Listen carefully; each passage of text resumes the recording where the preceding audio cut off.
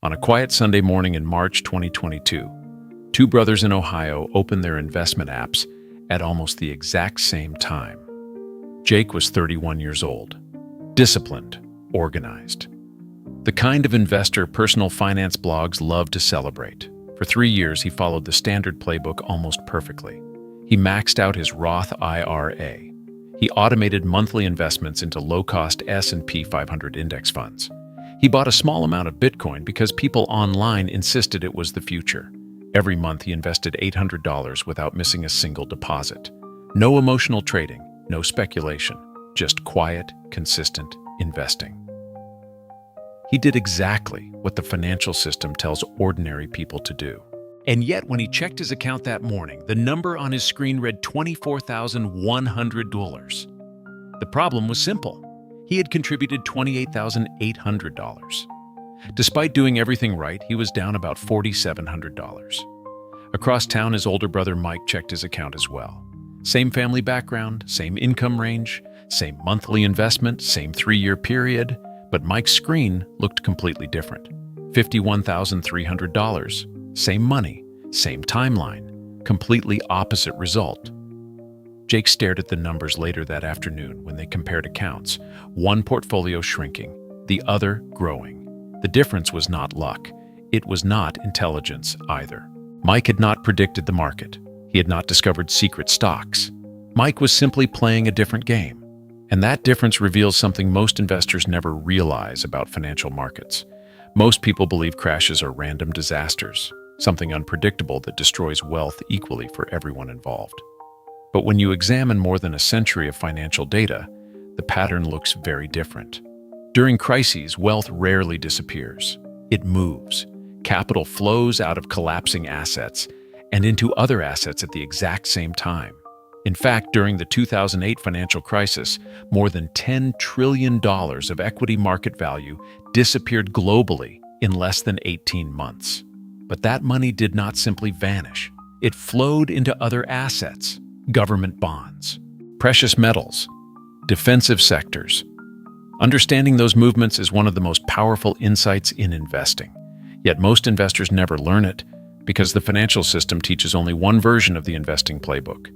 The bull market playbook, the playbook designed for growth, the playbook designed for optimism. But markets do not move in straight lines. They move in cycles. The 3 phases of financial crises. When economists analyze major downturns across the last 100 years, they tend to follow a remarkably similar structure. Phase 1 is the collapse. Prices fall quickly. Stocks decline, credit tightens, liquidity disappears. Investors panic. During the Great Depression, the U.S. stock market eventually lost nearly 89% of its value.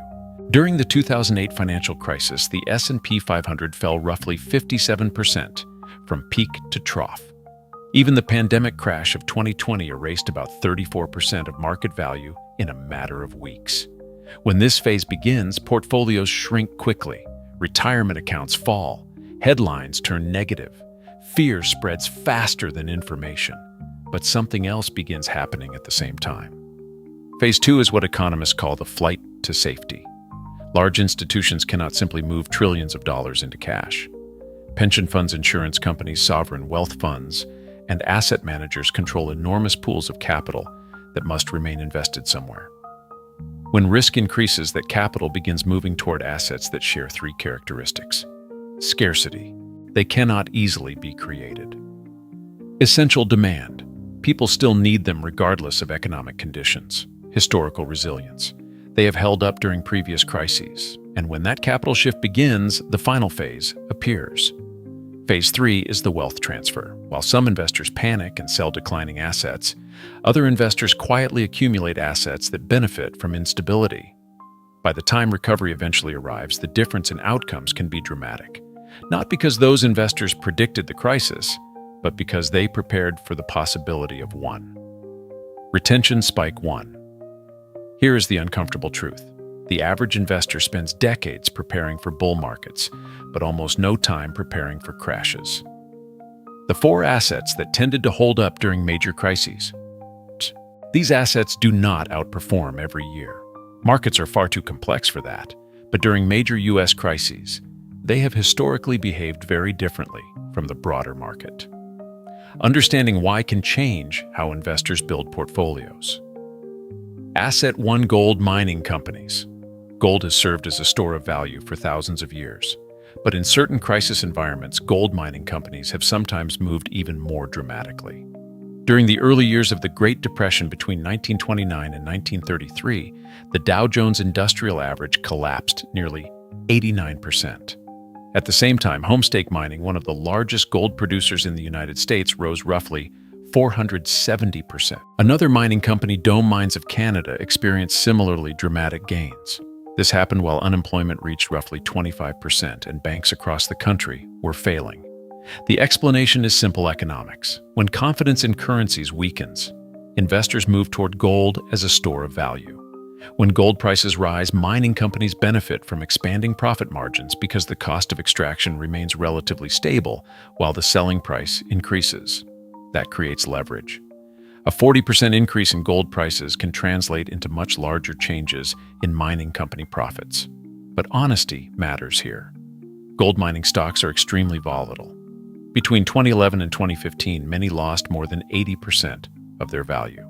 They are not buy and forget investments. They perform best during periods of monetary instability, which reveals an uncomfortable truth. Most investors do not lose money because they choose terrible assets. They lose money because their portfolios only contain assets designed for peaceful markets. Retention spike 2. Markets rarely punish bad portfolio design immediately. They punish it suddenly. Asset 2: long-term Treasury bonds. Bonds rarely excite anyone during bull markets, but during crises, they often become extremely important. When global uncertainty rises, investors move toward assets considered safe. For decades, U.S. Treasury bonds have filled that role. During the 2008 financial crisis, while stocks were collapsing long-term, Treasury bonds generated positive returns. Bond market data shows long-duration Treasuries gaining roughly 14% during that year. This phenomenon is called a flight to quality. As demand for government bonds increases, prices rise and yields fall. Investors who already own those bonds benefit from that appreciation. But bonds are not perfect protection. They perform best during deflationary recessions when interest rates fall. They can struggle during inflation shocks.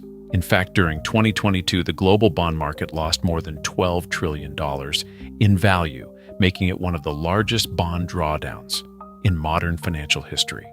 Which reveals another important lesson. Different defensive assets protect against different kinds of economic stress. Asset 3: farmland. Another asset with surprising resilience across history is farmland. The logic is simple. People need food, population grows. Productive farmland is limited. In many regions, farmland is shrinking because cities expand and environmental pressures increase. Farmland investment indices suggest U.S. farmland has historically produced stable returns with lower volatility than equities. During the 2008 financial crisis, farmland returns remained positive while stock markets fell sharply. Farmland also produces income. Farmers pay rent to landowners or generate revenue through agricultural production. That income often ranges between 3 and 5% annually, depending on region and crop type. Over the past decade, several billionaire investors quietly accumulated farmland for a simple reason. Technology companies may fluctuate dramatically, but people still need to eat. Bill Gates, for example, became the largest private farmland owner in the United States, controlling more than 200,000 acres. Not because farmland is exciting, but because it is essential. Asset 4: consumer staple companies. The final asset category is less dramatic, but incredibly resilient. Consumer staple companies produce goods people buy, regardless of economic conditions. Toothpaste, soap, coffee, groceries. Even during recessions, people still purchase these items. During the 2007 to 2009 financial crisis, the consumer staples sector significantly outperformed the broader market. While the S&P 500 fell roughly 57%, staple companies declined far less and recovered faster. Some even generated gains as consumers shifted spending toward essential goods. Large staple companies benefit from stable demand, strong distribution networks, dividends, and pricing power. They rarely dominate headlines during bull markets, but during crises, stability becomes extremely valuable. The pension fund story most people never see. Imagine a large pension fund managing retirement savings for teachers, firefighters, or city workers. Pension managers cannot gamble with that money. When they sense rising economic risk, they rebalance portfolios toward assets that historically held up during downturns. They do not abandon equities entirely. They simply reduce exposure and increase defensive assets. That positioning can significantly reduce losses during severe downturns. Many of the world's largest pension funds follow this exact strategy. Now pause for a moment and think about your own portfolio. If your entire portfolio rises and falls with the stock market, then your financial future depends on a single assumption. That assumption is that markets will always go up. Over long periods, they often do. But markets move in cycles. Bull markets create optimism, crashes create fear, and portfolios built only for optimism often struggle when the cycle turns. If your portfolio only works in good times, then it was never truly diversified. Practical application for ordinary investors. So what should someone actually do with this information? The answer is not abandoning index funds. Index funds remain one of the most powerful wealth-building tools ever created, but experienced investors build portfolios designed for multiple environments. One practical framework is creating a defensive sleeve. Someone with a $50,000 portfolio might keep $40,000 invested in diversified equities while allocating a smaller portion toward assets that historically behave differently during downturns.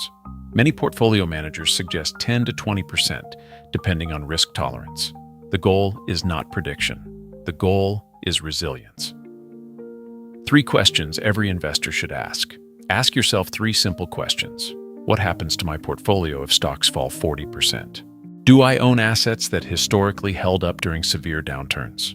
And could I emotionally hold my investments through a long crisis without panic selling? Because the biggest losses rarely come from crashes themselves. They come from decisions made during crashes. There is one final insight that may change how you see market crashes. Most people believe crashes destroy wealth, but history shows something different. The market does not destroy wealth, it transfers it.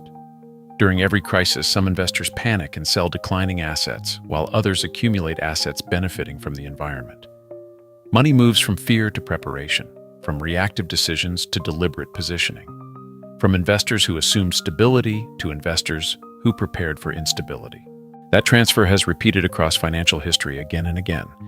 Economic cycles have always existed. Periods of optimism eventually give way to uncertainty before recovery begins again.